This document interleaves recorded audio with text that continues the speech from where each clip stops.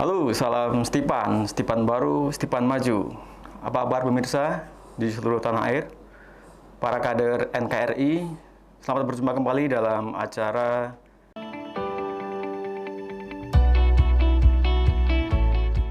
saat ini. Kami bahagia sekali mendapatkan seorang narasumber dari non jauh dari sana, dari ujung timur Indonesia, dari Papua Barat. Kita kedatangan narasumber seorang kepala distrik dari Haifot Timur Jauh, sebuah daerah di Kabupaten Meibarat, Papua Barat. Kita langsung berjumpa dengan Bapak Bernardus Aigengging. Pak Bernardus, apa kabar? Ya, kabar baik. Terima kasih waktunya bisa menyempatkan hadir di studio kami jauh dari Papua Barat. Baik, Pak Bernardus sebagai kepala distrik di sana, Pak Bernardus, sebenarnya saat ini kondisi pembangunan di sana seperti apa, Pak? Karena kan kita lihat di pemberitaan itu kondisi Papua yang mungkin masih jauh dari hingar-bingar seperti di Jakarta. Bagaimana kondisi pembangunan di sana, Pak? Baik, terima kasih atas waktu yang diberikan kepada saya. Saya dapat jelaskan sini bahwa kondisi pembangunan di Papua Barat pada umumnya dan secara khusus untuk Kabupaten Meibarat, ya, kalau di kalangan kita di Papua Barat, yang kabupaten yang namanya Kabupaten Meibarat ini memang ya, di mata nasional tingkat pusat itu memang termasuk kategori kabupaten yang tertinggal di semua sisi dari secara khusus infrastruktur. Tapi kalau kita di secara khusus di wilayah Provinsi Papua Barat, Meibarat ini merupakan salah satu kabupaten yang maju dalam arti kesadaran masyarakat lokal itu membangun sendiri memang. Iya, ini ada kemauan masyarakat untuk bersaing dengan Kota Sorong. Karena berdekatan. Iya, bukan berdekatan, tapi masyarakat ini dari Meibarat ke Sorong ketika melihat di sana ada pembangunan yang sudah maju, ya, masyarakat tertarik dan itu lalu kembali ke kampung ini membangun. Jadi kita di Papua Barat ini pernah juga wacana dari teman-teman dari Kabupaten Yahukimo yang pernah mau datang studi banding di Meibarat karena kesadaran masyarakat lokal situ membangun. Jadi yang pertama luar biasa karena Pak Jokowi membuka akses. Sebelum membuka akses juga masyarakat sudah dari tahun 60-an itu sudah kemauan membangun untuk orang Meibarat sih ya. Jadi dulunya ini saya cerita sedikit sejarah. Orang dari Meibarat turun ke Sorong Selatan itu beli semen. Karena jauh jadi semennya dibuka lalu isi di bambu kering, pikul, jalan kaki naik untuk membangun. Dan itu bangunan di Meibarat kecuali ini tanda kutip ini, kecuali kalau di daerah Hisap Pimpin baru ini jauh sekali dari ini baru masih ini, tapi kalau di depan mulai dari Ayamaru, Aitinio dan Aifat di apa namanya Sungai Kamun dan sebelah ini, itu rata-rata lumayan. Jalan sekarang sudah hot mix semua. Orang tidur di Sorong, kerja di Meibarat itu dia mobil 6 jam sampai kerja. Jadi Cuma kalau di daerah saya memang baru, jadi baru dimekarkan tahun 2012. Infrastrukturnya ini memang sangat tertinggal. Karena lokasinya jauh mungkin. Lokasinya sangat jauh. Pikul barang jalan kaki. Jadi dari Sorong ke Meibarat ini kan kita pakai mobil dengan kosnya cukup tinggi. Pakai treknya 10 juta. Kalau pakai mobil Triton atau Hilux 5 juta lah, sampai 3 juta sampai 5 juta. Lalu barang sampai di Buntut nanti dipikul lagi ke ibu kota distrik. Ya, Jadi itu ya. biaya mahal ya di sana. Iya, biayanya mahal. Jadi di situ yang khusus distrik yang saya pimpin atau kecamatan itu yang saya pimpin itu yang masih tertinggal di infrastrukturnya itu. Tapi kalau di depan tidak. Depan sudah rumah masyarakat biasa juga lumayan. Lumayan bagus semua. Pak Bernardus, kalau dilihat ada keinginan kuat dari masyarakat untuk membangun, sebenarnya kalau di sana potensi yang sangat bisa digali, potensi apa Pak? Dari mungkin sumber daya alamnya, atau mungkin pariwisatanya, atau mungkin pertanian, atau apa yang bisa di... Iya, kalau di sana itu sementara kita bicara untuk potensi sumber daya alam secara khusus untuk pertambangan dan lain-lain kan belum digali, tapi masyarakat sekarang menggali ini potensi dari berkebunnya saja. Berkebunnya. Ya, kacang panjang, Hmm. kacang tanah, keladi, kasbi. Mereka jual ini yang tadi kembali membangun. Begitu, jadi ada punya kemauan. Nah, begitu. Dari galian batu-batu pasir, itu yang mereka kuat jual. Ini kerikil, jual batu, jual pasir, itu yang hasil itu membiayai pendidikan untuk anak-anaknya, maupun membangun rumah, terus cor jalan beton, begitu. Tapi dengan kondisi lokasi yang mungkin jauh ya Pak, bagaimana pendistribusian atau penjualan barang-barang hasil potensi alam ini seperti berkebun tadi? Ada pasarnya? Pikul jalan kaki ke tempat pasar ya, kemauan masyarakat. Jadi sudah nanti mereka, contoh macam kami di wilayah Mebrat itu ada distrik yang wilayah Haifa Timur. Nah, barang yang menarik untuk datang jual di pasar cepat laku itu macam daging, ikan. Nah itu yang kalau yang sayur tidak mungkin karena daerah lain juga ada sayur di sini, nanti jual juga nggak laku. Nah, yang paling cepat laku adalah ikan dengan daging rusa atau daging apa sih begitu. Nah itu yang bisa pikul. Ada peternakan di sana, ikan atau rusa? Di sana untuk wilayah Aimaru ada, Aitinu ada, Aifat di depan sini ada. Kalau kita di belakang belum ada. Sudah diuji coba, tapi karena persoalan SDM, siapa yang mengelola sapi atau kambing apa ini, macam ini kan perlu orang yang tahu jam ini kasih makan apa, ini begitu. Cara rawatnya makan harus perlu ada SDM lagi untuk orang-orang ini. SDM Pak, kira-kira hambatan utama adalah SDM di sana Pak, kira-kira? Ya, kalau pokoknya saya bilang SDM hampir sama dengan kemauan tadi pembangunan. Khusus untuk Mebrat saja. Jadi Mebrat ini termasuk SDM yang boleh dikatakan di Papua dan Papua Barat, Mebrat sudah masih luar biasa, sangat luar biasa karena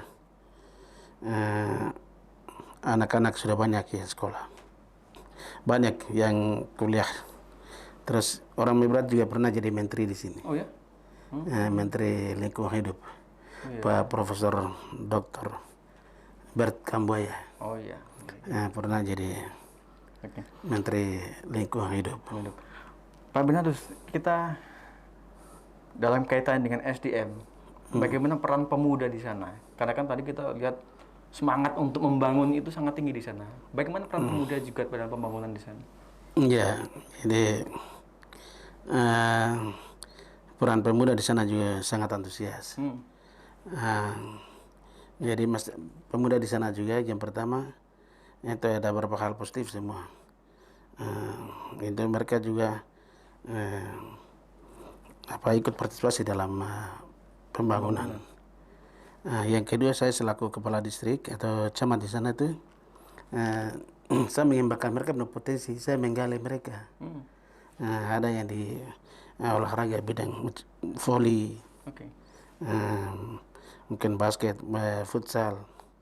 Saya selalu sebagai panutan untuk mereka, saya sebagai yang tertua untuk mereka, saya banyak yang bina mereka.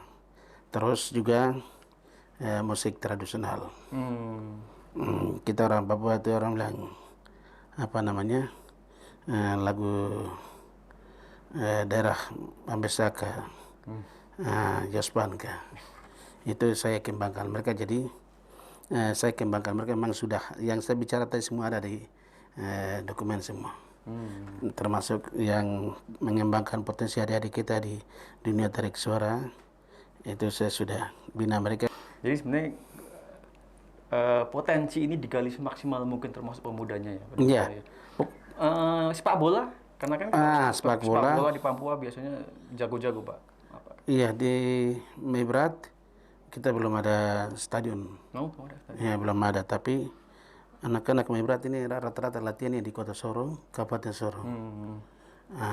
Maupun di Manokwari, ada yang garis yang sebagian besar ada yang main di Jayapura. Oh, Sorong, Kota Sorong juga ada, Kabupaten Sorong ada. Cuma di Mebrat ini kita pemerintah belum membangun stadion. hmm. Untuk ada, terus belum juga ada pelatih yang secara kontinu untuk memberikan latihan kepada anak-anak, belum ada Oke. sampai sekarang. Oke. Pak Bernardo sebagai seorang kepala distrik di sana melihat kondisi alam, kondisi potensi daerah, bagaimana Bapak mengkoordinasikan semua potensi-potensi ini? Apakah ada hambatan di sana, Pak? Ya, yang hambatan itu kan macam tadi yang saya bilang, hambatannya itu kan Infrastruktur. infrastruktur itu, Infrastruktur. Ya. hambatannya itu. Kalau seandainya infrastruktur itu jadi semua, maka saya pikir mungkin hambatan tidak ada. Nah, yang kendala utama itu. Saya memang mengalami yang selama saya kurang lebih 12 tahun menjadi camat ini atau kepala distrik ini, saya jalan kaki Oke. hambatannya itu. Sehingga di wilayah yang saya pimpin, nah, maupun 3 kecamatan lainnya juga ini tertinggal di segi infrastrukturnya itu memang sangat tertinggal. Jalan belum bagus. Jadi juga tertinggal di pembangunannya. Tadi pertama saya jelaskan, teman-teman di depan memang sungguh luar biasa.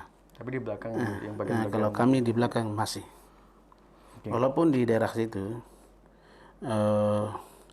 daerah di Efat Timur sana itu, daerah yang punya potensinya cukup besar. Potensi sumber daya alam ya.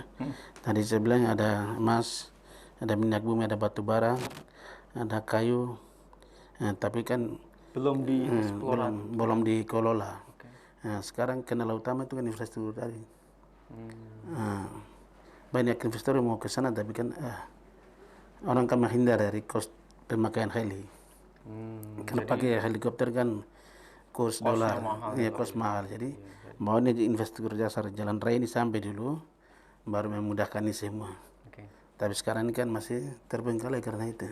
Semuanya masih. Perjuangan untuk bisa ke pemerintah untuk bisa dibangun jalan atau infrastruktur di sana seperti apa?